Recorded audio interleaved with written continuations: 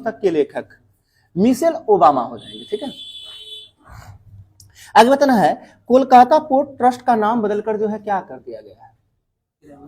हाँ, Kolkata port trust का नाम बदलकर क्या कर दिया गया है, आप लोग इधर से बताएं। ठीक है, बिल्कुल सही है, doctor Shyama Prasad Mukherjee port trust कर दिया गया है। ठीक है, doctor Shyama Prasad Mukherjee port trust कर दिया गया है, किसका नाम बदलकर, कोलकाता पोर्ट ट्रस्ट का नाम बदलकर।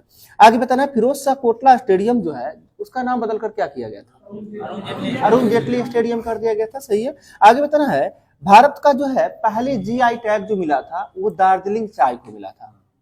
ठीक है, जो कब मिला था,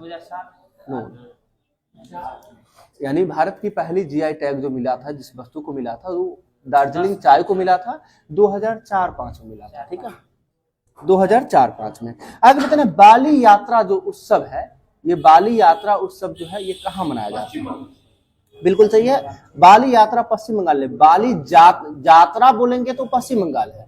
ठीक है, बाली यात्रा ये उड़ीसा का, ठीक है, ये किसका उत्सव है, उड़ीसा में मनाया जाता है। ठीक है, आगे बताना है लोसर महोत्सव जो है ये कहाँ मनाया जाता है। ठीक है, लोसार महोत्सव जो है ये हिमाचल प्रदेश का है। लोसांग बोलेंगे तो सिक्किम का है। ठीक है, तो अभी आपसे हम पूछे लोसार महोत्सव जो है यह हिमाचल प्रदेश का हो जाएगा। ठीक है, लोसांग जो है वो कहाँ का है, वो सिक्किम का है। आगे आपको बताना है अटल पेंशन योजना की शुरुआत जो हुआ था कब हुआ था, इसमें भी सिर्फ बताइएगा चलेगा। ठीक है, अटल पेंशन योजना जब प्रधानमंत्री नरेंद्र मोदी जी सरकार में आए थे तो शुरुआत उनके द्वारा किया गया था 2014 में, जो कि 9 मई 2014 को अटल पेंशन योजना की शुरुआत की गई थी। आगे आपको बताना है मई मंथ में जो है परिवार दिवस मनाया जाता है, जो किस तिथि को मनाया जाता है, 12 मई को मनाया जाता है।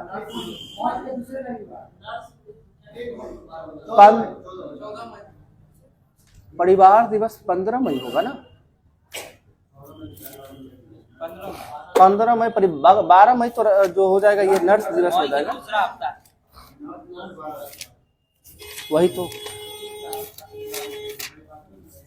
इतना ना कॉन्फिडेंस से आप लोग बोलते हैं ना, मई 15 मई विश्व परिवार दिवस। ठीक है, देखिए याद करने का भी लॉजिक भी है, थोड़ा सा कॉन्फिडेंस भी आ जाएगा। पौ से 15, पौ से परिवार, ध्यान रखिएगा। ठीक है, समझे। ठीक है, तो 15 मई विश्व परिवार दिवस जो है 15 मई को मनाया जाता है। 12 मई को नर्स दिवस मनाया जाता है, विश्व नर्स दिवस मनाया जाता है। और 8 मई को विश्व रेड क्रॉस दिवस मनाया जाता है। रेड क्रॉस का स्थापना कब हुआ था, 8 मई 1863 को हुआ था। और विश्व थैलीसीमिया दिवस कब मनाते हैं, वो भी 8 मई को ही मनाते हैं। ठीक है, विश्व प्रवासी पक्षी दिवस कब मनाते हैं, वो भी 8 मई को।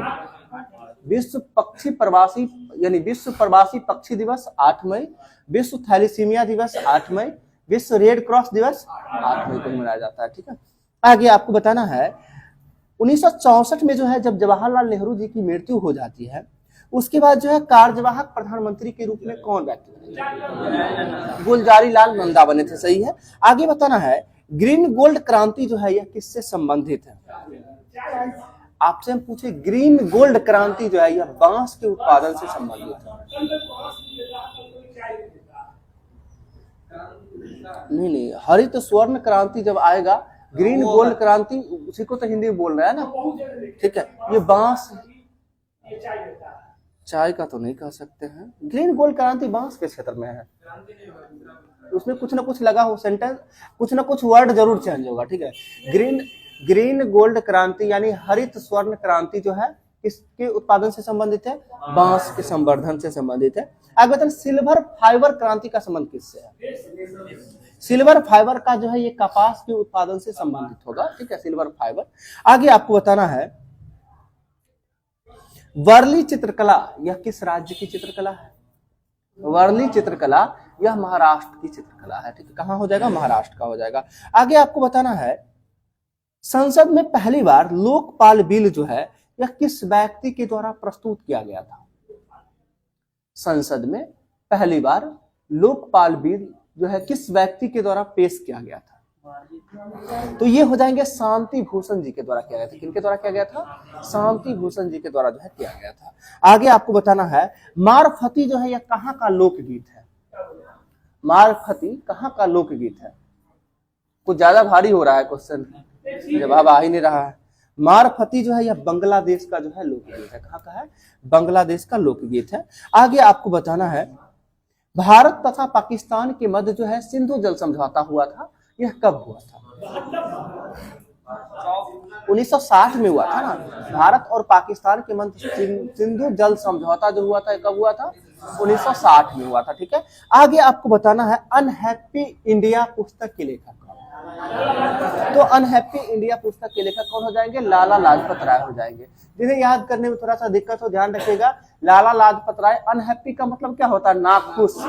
और यह जो है साइमन कमीशन से नाखुश होकर ये विरोध प्रदर्शन कर रहे थे, जिसमें जो है इनकी मृत्यु हो जाती है 1928 में। ठीक है, ये ध्यान रखना है। तो इससे अनहैप्पी इंडिया पुस्तक के लेखक कौन हो जाएंगे? लाला लाजपत राय हो जाएंगे। ठीक है, आगे आपको बताना है डिस्कस शब्द जो है यह किस खेल से संबंधित है? हाँ, डिस्कस शब्द जो है यह किस खेल से संबंधित है? यह एथलेटिक्स से जुड़ा हुआ शब्द है, एथलेटिक्स। आगे बताना है आजाद बचपन की और पुस्तक के लेखक कौन है? आजाद बचपन की और पुस्तक के लेखक कौन है? तो कैलाश सत्यार्थी हो जाएंगे आजाद बचपन की ओर की पुस्तक के लेखक। क्या? हाँ, इन्हें जो है कौन सा पुरस्कार मिला था? नोबेल पुरस्कार मिला था। किस क्षेत्र में?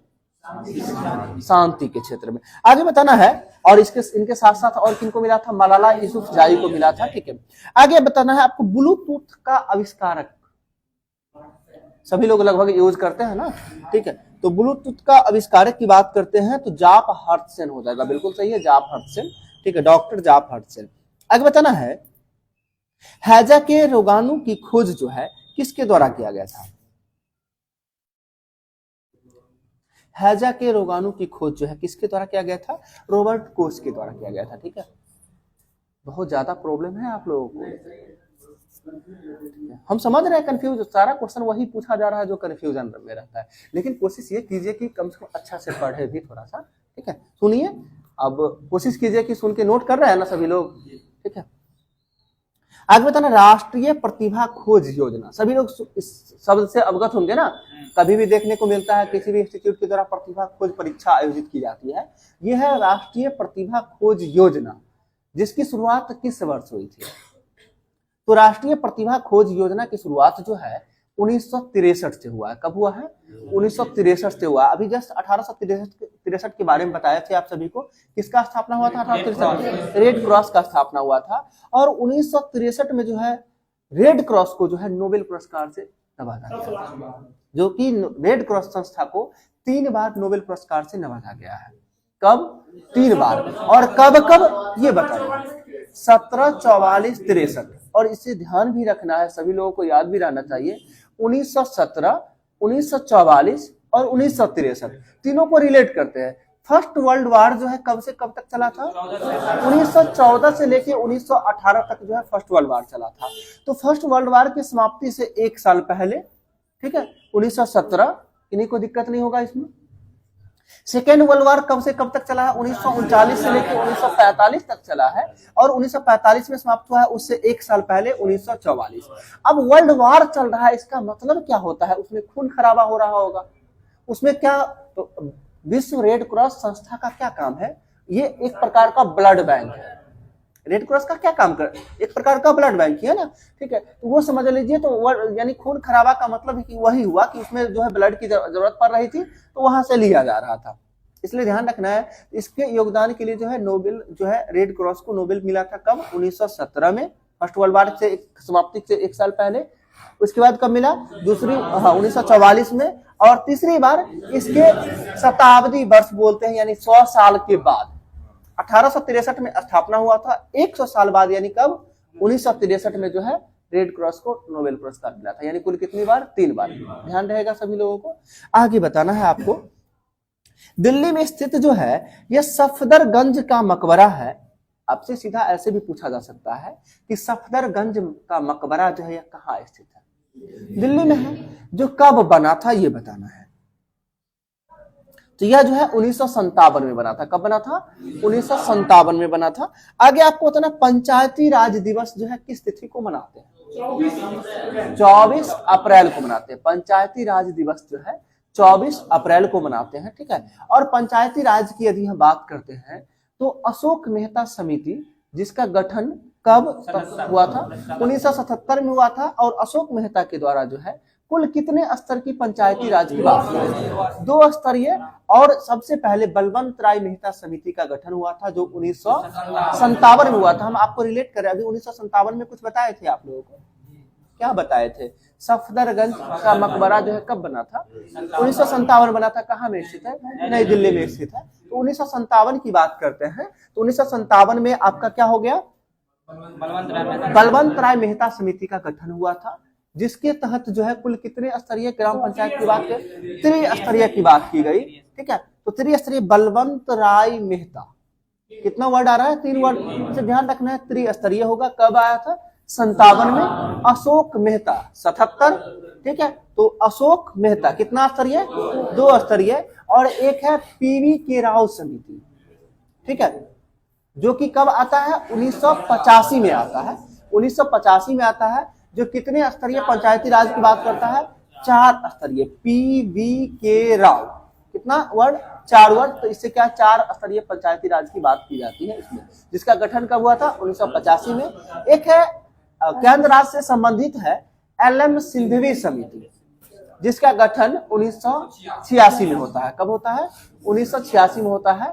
एक सरकारिया आयोग है, सरकारिया आयोग, जिसका, हाँ, सहकारिया नहीं है, सरकारिया आयोग है। ठीक है, जिसका गठन जो होता है 1973 में होता है। ठीक है, सरकारी आयोग का गठन 1973 में, जिसका संबंध किससे है? तो केंद्र राज्य से संबंधित। आपसे सीधा क्वेश्चन पूछा जाएगा, सरकारी आयोग का संबंध किस क्षेत्र से है? आपके ऑप्शन में दिखेंगे पंचायती राज, केंद्र राज्य संबंध। ठीक है, 2 ऑप्शन और कुछ दिख जाएंगे इस तरह से, अगर जानेंगे तो सीधा ठीक करेंगे। सरकारी आयोग क्या होगा? केंद्र राज्य संबंध। अब देखिए, सरकार में कौन, कहा सरकार में जो व्यक्ति रहता है या तो केंद्र सरकार होगा, नहीं तो राज्य सरकार होगा। इसे ध्यान रख सकते हैं कि सरकारी आयोग का संबंध किससे हो जाएगा? केंद्र राज्य से संबंधित हो जाएगा। ठीक है, आगे आपको बताना, लोकसभा महासचिव की नियुक्ति जो है किसके द्वारा करता है?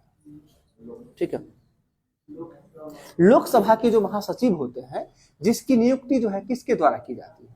तो लोकसभा के स्पीकर के द्वारा किया जाता है। किसके द्वारा किया जाता है? लोकसभा के स्पीकर के द्वारा। और आपको यह बताना है, लोकसभा के स्पीकर को किसके द्वारा नियुक्ति की जाती है? उसके सदस्यों के द्वारा जो है, लेकिन नियुक्ति राष्ट्रपति के द्वारा की जाती है। बट वो सदस्य को जो है चुना जाता है किसके द्वारा? लोकसभा के सभी सदस्यों के द्वारा चुना जाता है। नहीं, उसको नियुक्त करते हैं राष्ट्रपति, उसे सीधा नियुक्त कर देते हैं, उसे चुना नहीं जाता है। ठीक है, लेकिन लोकसभा अध्यक्ष को चुना जाता है। तो किसके द्वारा चुना जाता है? तो सभी सदस्यों के द्वारा चुना जाता है। और आपको बताना, लोकसभा अध्यक्ष का शपथ जो है कौन दिलाता है? कोई नहीं दिलाता। हाँ, लोकसभा अध्यक्ष को शपथ नहीं होता है। इसलिए नहीं होता है शपथ क्योंकि वह जो है एक सदस्य, क्योंकि उसे चुना जाता है, सभी सदस्य में से चुना जाता है। तो लोकसभा के जितने भी सदस्य होते हैं, पहले तो उन्हें शपथ लेना पड़ेगा ना लोकसभा के सदस्य का, तो वो शपथ पहले ही ले चुके हो रहते हैं। यानी लोकसभा के अध्यक्ष का शपथ नहीं होता है। नॉर्मली वह जो है प्रोटेम स्पीकर के सामने, यानी प्रोटेम स्पीकर के द्वारा जो है उन्हें शपथ दिलवाया जाता है एक सदस्य के रूप में। यानी प्रोटेम स्पीकर की नियुक्ति राष्ट्रपति के द्वारा की जाती है। और प्रोटेम स्पीकर की नियुक्ति इसलिए किया जाता है कि जितने भी नवनिर्वाचित सदस्य हैं, उन सभी को जो है शपथ ग्रहण का काम जो है, शपथ दिलाने का काम किसके द्वारा करवाया जाएगा? प्रोटेम स्पीकर के द्वारा करवाया जाएगा। आगे आपको बताना है, लोकसभा में जो है जनसंख्या, यानी किसके आधार पर सीटें का आवंटन होता है? तो सभी लोग को पता है, जनसंख्या के आधार पर जो है सीटों का आवंटन होता है। सही है, आगे बताना है आपको, नादिर शाह का आक्रमण सभी लोग सुने होंगे, जो 1739 में होता है। और यह नादिर शाह जो था, यह कहाँ का शासक था? ईरान का शासक था। कहाँ का था? ईरान का शासक था। और 1739 में जो नादिर शाह का आक्रमण हुआ था, उस समय मुगल शासक कौन था? और नादिर शाह का आक्रमण हुआ था या कुछ लूट के लेके गया था यहाँ से? देखिए, नादिर शाह का आक्रमण जो है 1739 में हुआ था, जो कि तख्ते ताउस पे बैठा हुआ उस समय कौन सा शासक था? मोहम्मद शाह। ठीक है, हाँ, मोहम्मद शाह था। तो मोहम्मद शाह के शासनकाल में नादिर शाह का आक्रमण होता है। और मयूर सिंहासन जो किसके द्वारा बनवाया गया था? शाहजहां के द्वारा, उसे वह लूट कर लेके चला जाता है। ठीक है, तो यह भी क्वेश्चन पूछा जाता है कि मयूर सिंहासन पर बैठने वाला अंतिम मुगल शासक कौन था? मोहम्मद शाह ना। ठीक है, मोहम्मद शाह। और मोहम्मद शाह को अन्य उपनाम क्या है? रंगीला बादशाह। रंगीला बादशाह के उपनाम से किसे जानते हैं? मोहम्मद शाह को जानते हैं। ठीक है, आगे आपको बताना है निर्वाचन आयोग का गठन जो है यह संविधान के किस अनुच्छेद के अंतर्गत किया जाता है? तो निर्वाचन आयोग का गठन जो है अनुच्छेद 324 के द्वारा। किसके तहत? 324। और निर्वाचन आयोग जो है यह संविधान के किस भाग के अंतर्गत आता है? या निर्वाचन संविधान के किस भाग के अंतर्गत आता है? तो भाग 15 के अंतर्गत आता है, जो अनुच्छेद 324 से लेकर 329 तक भाग 15 होता है, निर्वाचन आयोग से संबंधित है। ठीक है, आगे आपको बताना है अफगानिस्तान के संसद का क्या नाम है? शोरा हो जाएगा। अफगानिस्तान के संसद का क्या नाम हो जाएगा? शोरा हो जाएगा। सही है। आगे बताना है कि सर्वप्रथम जो है किस राज्य की विधानसभा जो है का विघटन उसकी प्रथम बैठक से पहले ही करा दिया गया था? यानी केरल। बिल्कुल सही है। यानी केरल राज्य की जो है विधानसभा का बैठक जो है उसकी प्रथम बैठक से पहले ही जो है उसे विघटन करवा दिया गया था। आगे बताना रैयतवाड़ी बंदोबस्त जो है यह किसके द्वारा लागू किया गया? थॉमस मुनरो के द्वारा जो है रैयतवाड़ी बंदोबस्त को जो है लागू किया गया था। सही है। आगे बताना है ध्रुव तारा जो है यह किस दिशा को दर्शाता है? तो ध्रुव तारा जो है यह उत्तर दिशा को दर्शाने का काम करता है। आगे बताना इंद्रावती राष्ट्रीय उद्यान किस राज्य में है? तो इंद्रावती राष्ट्रीय उद्यान जो है किस राज्य में है? छत्तीसगढ़ में हो जाएगा। सही है। आगे बताना है कि जो है चक्रवर्ती समिति जिसका गठन 1985 में होता है। कब होता है? 1985 में। अभी थोड़ा देर पहले बताए थे 1985 में एक और समिति का गठन होता है, पीवी के राव समिति। ठीक है, बताए थे, जिसका संबंध किससे है? पंचायती राज से संबंध, जो 4 स्तरीय। ठीक है। अच्छा, तो 1985 में जो है एक चक्रवर्ती समिति का भी गठन होता है, जिसका संबंध किससे है? यह जो भारतीय मौद्रिक प्रणाली से संबंधित है। चक्रवर्ती समिति किससे हो जाएगा? मौद्रिक प्रणाली से संबंधित हो जाएगी। आगे बताना है हलाली परियोजना किस नदी पर है? हलाली परियोजना जो है यह बेतवा नदी पर स्थित है। किस नदी पर हो जाएगा? बेतवा नदी पर स्थित हो जाएगा हलाली परियोजना। आगे बताना बरमूडा त्रिकोण जो है यह किस महासागर में स्थित है? अटलांटिक महासागर में स्थित है। बिल्कुल सही है। बरमूडा त्रिकोण जो हो जाएगा यह किस में हो जाएगा? अटलांटिक महासागर में हो जाएगा। आगे बताना है निशस्त्र सेनानी यह किस कवि की रचना है? निशस्त्र सेनानी जो है यह किस कवि की रचना है? माखनलाल चतुर्वेदी का नाम सुने होंगे। तो निशस्त्र सेनानी किसकी रचना है? माखनलाल चतुर्वेदी की रचना है। ठीक है। आगे बताना है व्यास सम्मान जो है किस फाउंडेशन के द्वारा, किस संस्था के द्वारा दिया जाता है? तो के बिरला फाउंडेशन के द्वारा जो है व्यास सम्मान दिया जाता है। व्यास सम्मान। और व्यास सम्मान किस क्षेत्र में दिया जाता है? साहित्य के क्षेत्र में दिया जाता है। ठीक है। किस संस्था के द्वारा? के बिरला फाउंडेशन के द्वारा दिया जाता है। आगे बताना है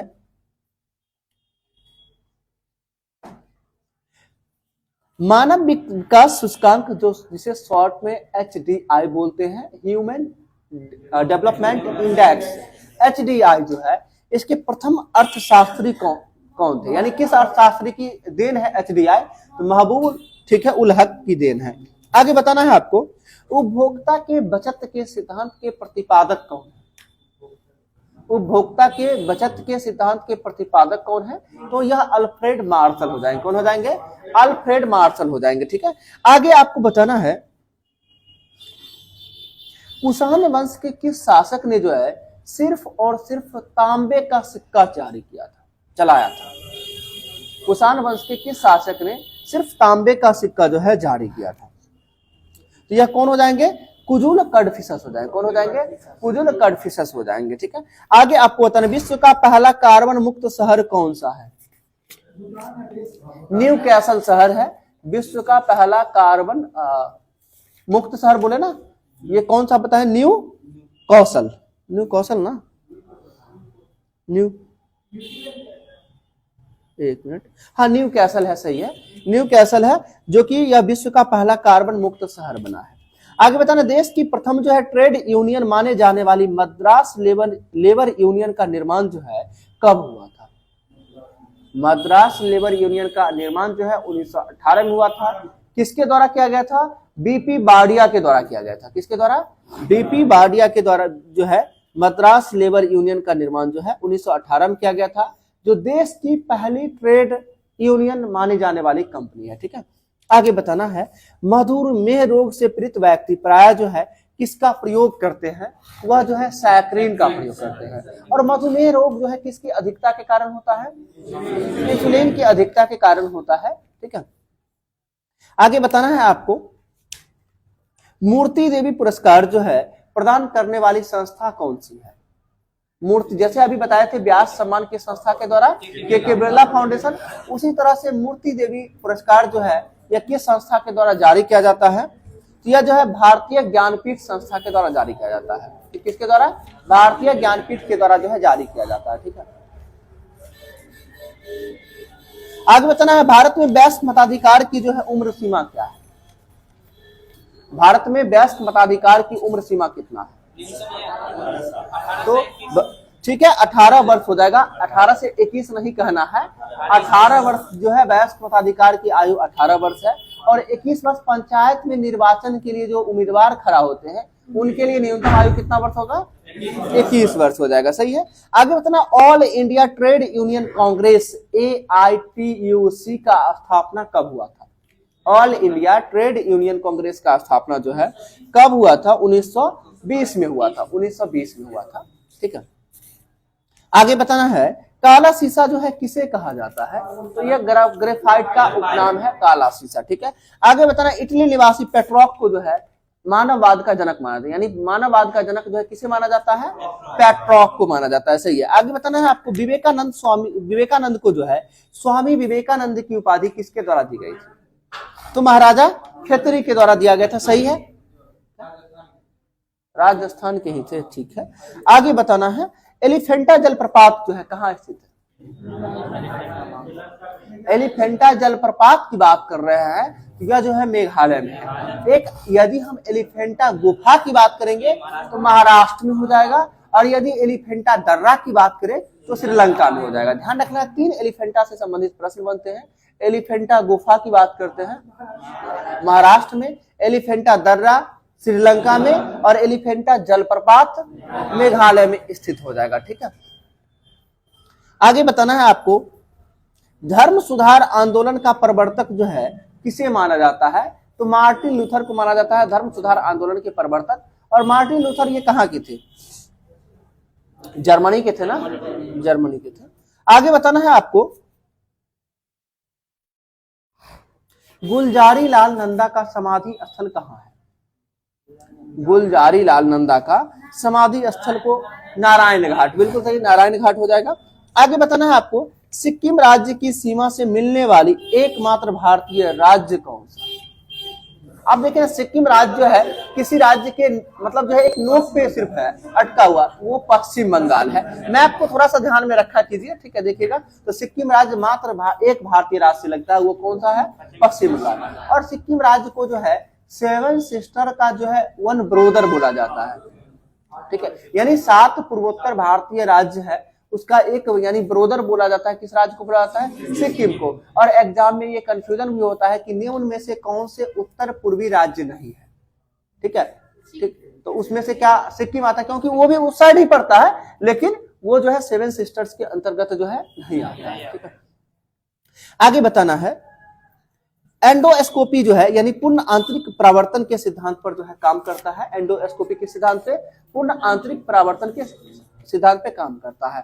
ऑप्टिकल फाइबर जो है किस सिद्धांत पे काम करता है, तो पूर्ण आंतरिक परावर्तन के सिद्धांत पे ही काम करता है। तो ये क्वेश्चन कितना आसान है, और ये हाल ही में असाइनमेंट्स एग्जाम हुआ, उस एग्जाम में भी पूछा हुआ क्वेश्चन था। ऑप्टिकल फाइबर के सिद्धांत पे काम करता है, पूर्ण आंतरिक परावर्तन के सिद्धांत पे काम करता है। ठीक है, आगे आपको बताना है, भारतीय संसद के अपर हाउस को किस नाम से जानते हैं, राज्यसभा ना। अपर हाउस का मतलब हुआ उच्च सदन, और उच्च सदन को राज्यसभा के नाम से जानते हैं, और निम्न सदन को लोकसभा के नाम से जानते हैं। अच्छा देखिए, कंफ्यूजन भी होता होगा स्टार्टिंग दौर में कि उच्च सदन लोकसभा को बोलेंगे कि राज्यसभा को बोलेंगे, क्योंकि आप सभी देख रहे हैं पॉपुलर कौन सा सदन है, लोकसभा है, और इसलिए लोकसभा को पॉपुलर सदन के नाम से भी जानते हैं, जनता का सदन के नाम से भी लोकसभा को ही जानते हैं, और निम्न सदन के नाम से भी लोकसभा को ही जानते हैं। अब देखिए निम्न का कहने का मतलब जिसमें छोटा छोटा लोग होगा वो निम्न सदन, जिसमें बड़े बड़े लोग होंगे वो उच्च सदन। अब देखिए आप जानते हैं लोकसभा की जो है न्यूनतम आयु कितना वर्ष होता है लोकसभा के लिए? 25 वर्ष। राज्यसभा के लिए कितना होता है? 30 वर्ष। इससे आप समझ सकते हैं कि उस सदन की व्यक्ति का उम्र कितना होगा? 30 वर्ष होगा। यानी राज्यसभा उच्च सदन है, लोकसभा निम्न सदन, जिसके लिए 25 वर्ष होगा। ठीक है, आगे बताना है आपको विटामिन B2 का रासायनिक नाम क्या है? थायमीन, राइबोफ्लेविन ना होगा। विटामिन B1 का क्या है? थायमीन है। विटामिन A का रासायनिक नाम बताइए? रेटिनॉल हो जाएगा। ठीक है, विटामिन B का यानी बी या B1 थायमीन। ठीक है, विटामिन B2 का बताइए? Riboflavin, vitamin B3 niacin, vitamin B5 pantothenic acid, vitamin B6 pyridoxine, vitamin B7 biotin, और विटामिन B7 का अन्य नाम है विटामिन H, जिसे बायोटिन के नाम से ही जानते हैं, विटामिन H। ठीक है, आगे विटामिन B9 फॉलिक अम्ल, vitamin B12 cyanocobalamin, vitamin C का रासायनिक नाम एस्कॉर्बिक अम्ल, विटामिन D कैल्सीफेरॉल ना। ठीक है, विटामिन D कैल्सीफेरॉल। ठीक है, विटामिन E टोकोफेरॉल। ठीक है, इसके बाद है विटामिन K फिलोक्विनोल। ठीक है, आगे बताना है आपको आधुनिक परमाणु सिद्धांत का प्रणेता जो है किन्हीं माना जाता है? जॉन डाल्टन को जाना जाता है आधुनिक परमाणु सिद्धांत का प्रणेता, जॉन डाल्टन को। ठीक है, आगे बताना शाहनामा के लेखक कौन है? फिरदौसी हो जाएंगे। सही है। आगे बताना ध्वनि सबसे तेज किसमें संचारित होता है? तो ठोस में। हम ठोस की बात करते हैं, ठोस द्रव गैस, और जिसमें इस्पात की बात करते हैं तो जो सबसे अधिक वो ऑप्शन के बेसिस आ जाएगा। ठीक है, एल्युमिनियम में ध्वनि का चाल कितना है? 6420 किलोमीटर पर सेकंड या मीटर पर सेकंड? मीटर पर सेकंड। तो ये भी ध्यान रखना है कि 6420 मीटर पर सेकंड हो जाएगा ध्वनि की चाल एल्युमिनियम में। ठीक है, देखिए थोड़ा देर के लिए अभी जो है ना, जिसमें जितने भी लोग बैठे हुए हैं इसमें अगर बोला जाए तो 50% लोग कंफ्यूज कर जाएंगे कि मीटर पर सेकंड बोले कि किलोमीटर पर सेकंड बोले, क्योंकि आपको लगेगा कि ध्वनि है तो तेज थोड़ा सा बहुत ज्यादा तेज होगा, मीटर का है लोग किलोमीटर लगा देते हैं, ऑप्शन देखने के बाद कंफ्यूज कर जाते हैं। तो ये सब चीजें आसान है, थोड़ा सा इस पे फोकस अच्छे से कीजिएगा। अभी देखिए हाल ही में जो एग्जाम हुई, दरोगा पीटी हुआ, मेंस हुआ, जितने लोग एग्जाम से बाहर हुए हैं उनसे पता करिएगा कि सिर्फ और सिर्फ आसान क्वेश्चन को गलत करके ही बाहर हुए। ठीक है, मुश्किल क्वेश्चन सभी लोगों का तुक्का में लगभग चीजें सही हो जाती है। अगर सही नहीं होता है ना तो दुख नहीं होता है। इसलिए दुख नहीं होता क्योंकि हम नहीं जानते थे इसलिए गलती हो गई, लेकिन जो क्वेश्चन जानते रहते हैं अगर वो गलत हो जाता है बहुत दुख होता है। इसलिए कोशिश कीजिए आसान जो प्रश्न है उसे हल्के में ना लें, और जो भी चीज मुश्किलें लगती है आप सोच लीजिए आज मुश्किल है तो कल आसान भी होगा। आप एक एग्जांपल थोड़ा देर के लिए समझिएगा कि स्टार्टिंग में कोई भी चीज होती है या कोई भी काम हो या कुछ सीख रहे हैं हम, उसमें कोई भी काम आसान होने से पहले मुश्किल ही होता है। जब आप सीख जाते हैं तो वो आसान हो जाती है, जब तक नहीं सीखते हैं तो बहुत मुश्किल रहती है। जैसे देख के चलिए ना, बच्चा में हम लोग ओ आ से लिखना शुरू करते हैं, कितना मुश्किलों का सामना करना पड़ता है कि हाथ का फिंगर को बैठा के मम्मी पापा या टीचर जो है उसको घुमा के सिखाते हैं। क्या अभी ओ आ लिखने में किसी को दिक्कत होती है? नहीं ना होता है। स्टार्टिंग में कितना संघर्ष करना पड़ा है, सेम चीज वही होता है। तो अभी आपको मुश्किल लगेगा, आप थोड़ा सा पैसेंस रखिए, सीख जाइएगा। जब आपको कुछ नहीं आता तो इतना चीज सीख गए तो फिर आगे क्यों नहीं सीख सकते? इसलिए पैसेंस रखिए, अच्छे से पढ़िए, कोशिश करिए बार बार उस चीजों को रिविजन करें। आप सोच के देखिए ना, बच्चा में ओ आ से योरला तक सीखने में जो है कितना समय हम लोग व्यतीत करते हैं ना। हमें लगता है ओ आ पूरा हर्षी दीर्घी अर्थों तक जो दुर्गु तक जाने में जो है हमें लगता है 2-3 मंथ कंटिन्यू लग जाता है। सिर्फ ओ वर्ड को प्रैक्टिस करने में ही समय व्यतीत हो जाती है। आप सोच लीजिए एक वर्ड को लिखने में आप इतना समय व्यतीत कर रहे हैं, ठीक है, तो आगे आप बड़ा बड़ा चीज को सीखेंगे तो उससे तो कम समय लग रहा है ना। आप कोशिश कीजिए बार बार, लेकिन वो चीज भी सीख पाए, सब कुछ सीख जाइएगा। बस सिर्फ कोशिश करिए बार बार शांति से सुने। आप लोग क्यूज में सभी लोग व्यवस्थित नहीं रहते हैं, कोई भी लोग क्यूज करवाते हैं व्यवस्थित नहीं रहते हैं, कोई भी लोग कुछ भी करवा रहे हैं, आप कोशिश करिए सुनने का। और जब तक आप सुनेंगे नहीं तब तक किसी को आप सुना नहीं सकते। आधा अधूरा सुने रहिएगा, कल फिर क्यूज में वही क्वेश्चन आएगा, आप जवाब दीजिएगा, पता चलेगा आधा जवाब निकलेगा। आपको खुद नहीं लगेगा अंदर से कि हम सही बोल रहे हैं या गलत बोल रहे हैं। आप जब पूरे प्रॉपर सुनेंगे, एक बार लिखने का काम करेंगे। आप बताते हैं, आप सभी में से बहुत सारे लोग को ये भी दिक्कत होता होगा कि हम क्वेश्चन बोले, जब तक आप क्वेश्चन लिखना शुरू किए तब तक अगला क्वेश्चन आ गया, पता चला अगला क्वेश्चन भी नहीं आ रहा है, अब उसको लिखे कि इसको लिखे। दिक्कतें होती है ना। आप यहाँ पे सीधा सीधा करेंगे क्या कि आप जैसे क्वेश्चन बोला जाता है, हम एक क्वेश्चन को लेके चलते हैं कि सर्वाधिक ऑक्सीजन देने वाला जो है भारतीय वृक्ष कौन सा है? पीपल। सभी लोग को पता है पीपल। हम आंसर, आप जिनको नहीं पता है क्या करिए, क्वेश्चन सुन लिए ना कि सर्वाधिक ऑक्सीजन देने वाला भारतीय वृक्ष कौन सा है, आप समझ जाइए ना कि क्वेश्चन इतना दूर में इतना एडजस्ट कर जाएगा। आप इतना स्पेस छोड़ के आप आंसर सिर्फ लिख लीजिए पहले पीपल। क्वेश्चन आपके माइंड में तब तक घूमते रहेगा। आप आसानी से अगला क्वेश्चन भी लिख सकते हैं, अगला जो क्वेश्चन आएगा उसको भी सुन लीजिएगा। आप जब तक आप क्वेश्चन लिखिएगा तब तक आपको आंसर भूल जाइए कि इसका आंसर क्या था। आप एक दो क्वेश्चन लिखिएगा, ऐसे बार बार होगा, आप लिखना ही नहीं चाहिएगा। ऐसा ही होता है, नहीं ऐसा होता है? आप लिखना नहीं चाहिए, इसलिए पहले आंसर लिख लीजिए, क्वेश्चन बाद में खुद ब खुद क्रिएट कर लीजिएगा। ठीक है, चलिए आगे बताना है। सिखों के जो है 10वें गुरु कौन थे? गुरु गोविंद सिंह थे। ठीक है, आगे बताना है जो है गजलों का जनक किन्हें कहा जाता है? बहुत पॉपुलर नाम है, इनके नाम से ही पता चलता है कि ये जो गजल से संबंधित है, मिर्जा गालिब। ठीक है, तो गजलों के जनक के रूप में किन्हें जानते हैं? मिर्जा गालिब को जानते हैं। सही है। आगे बताना है संविधान सभा का पहला अधिवेशन कहाँ हुआ था? नई दिल्ली में ना। संविधान सभा का पहला अधिवेशन जो है नई दिल्ली में हुआ था। ठीक है, आगे बताना स्वराज दल के जन्मदाता जो है कौन है? चित्तरंजन दास ना। स्वराज पार्टी के जो है संस्थापक चित्तरंजन दास और मोतीलाल नेहरू थे। चित्तरंजन दास का उपनाम क्या है? देश बंधु या दीन बंधु? देश बंधु का बहुमत ज्यादा आया, समझ गए होंगे जो लोग दीन बंधु बोले होंगे। देश बंधु चित्तरंजन दास का उपनाम है। और दीन बंधु की बात करते हैं, सीएफ एंड्यूज हो जाएंगे, दीन बंधु के उपनाम से इन्हें जानते हैं। ठीक है, आगे बताना वायुमंडलीय हवा का सर्वाधिक बहुल घटक जो है क्या होता है? नाइट्रोजन होता है। यानी वायुमंडलीय जो है हवा का सर्वाधिक बहुल घटक जो है नाइट्रोजन। इसका मतलब होता है, देखिए क्वेश्चन को भाषा को थोड़ा लेंदी किया गया है, आपसे सीधा सीधा पूछा जा सकता है कि वायुमंडल में सर्वाधिक गैस कौन सा होता है? नाइट्रोजन ना। कितना परसेंट? 46%। 46 कौन बोले थे? 46 आप बोले थे ना? आप बोले थे। ठीक है, यूरिया में 46% होता है। ये सब प्रश्न भी गलती करते हैं लोग। यूरिया में 46%, वायुमंडल में 78%। वहां क्वेश्चन देखते पटाख से 46 पहला ऑप्शन दिखा, लगा के निकल गए। इसलिए क्वेश्चन को अच्छा से पढ़िए, सुनिए, तब आंसर कीजिए। ठीक है, आगे बताना है आपको भारत में जो है रेल मार्ग एवं टेलीग्राफ को जो है किनके द्वारा चालू किया गया था? लॉर्ड डलहौजी के द्वारा चालू किया गया था। ठीक है, अब हम छोड़ देते हैं इसमें, नीतीश जी आके करवाइए क्यों। ठीक है, ब्लूटूथ पहले उतार के रखिए। ब्लूटूथ कोई लोग लटका के क्लास में नहीं बैठिएगा, ध्यान रखिएगा। ठीक है, समझे। और आप लोग अभी जो भी वीडियो डाला जा रहा है क्यूज का, सभी वीडियो को आप घर पे जाके देख लीजिएगा। ठीक है, अभी आप नीचे जाके थोड़ा बिहार एसएससी बैच वाले में भी करवा देते हैं। आप रेगुलर सिर्फ जितना वीडियो प्रोवाइड होता है ना, या जितना डाला हुआ है ना, आपका जितना भी एग्जाम में पूछा जाने वाला आसान आसान प्रश्न है वो कभी गलत नहीं होगा। आप यकीन नहीं होगा, असाइनमेंट्स का जो लोग एग्जाम दिए होंगे, हूबहू सोच लीजिए 80 प्रश्न के आसपास में जीके करंट अफेयर्स था, 4-5 करंट अफेयर्स था मात्र। ठीक है, 70 क्वेश्चन हूबहू जो पिछला जितना भी क्यूज का वीडियो डाला हुआ है ना, मेंस में 70 क्वेश्चन, कम से कम 70 क्वेश्चन मिलेगा। जो लोग एग्जाम दे के आए हैं उनके द्वारा ये चीज कहा गया है, आप समझ सकते हैं। ठीक है, लेकिन होता क्या है कि हम उस चीज को सुनते ही नहीं है सही से।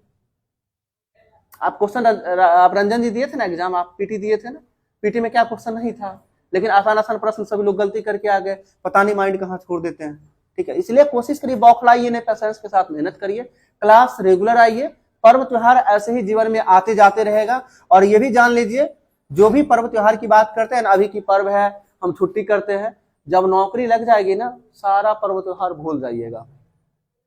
ये हकीकत है, कोई भी जॉब कीजिएगा आप भूल जाइएगा पर्व त्योहार।